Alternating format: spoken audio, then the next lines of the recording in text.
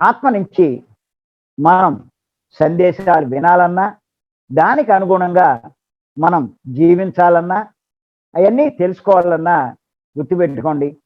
వీటి గురించే పెద్దలు కొన్ని వాక్యాలు, ఉపమానాలు చెప్పారు. ఏమన్నారంటే, కాముడు ఉంటే రాముడు ఉండడు. కాముడు అంటే కోరిక. కామము అంటే కోరిక. కోరికలు దేనికి సంబంధించినవి అంటే మనసు. అంచేత మనసు ఉంటే రాముడు అంటే ఆత్మ, ఆత్మరాముడు. ఆయన ఉండడు. ఆత్మ నుంచి మన సందేశాలు వినపడవు. ఆయన చెప్పేవి మనకి అర్థం కావు. ఏమీ కాదు. అంచేత ఎవరైనా సరే మనసును శూన్యం చేసుకోవాలి. మనసు యొక్క ప్రాముఖ్యం తగ్గించాలి.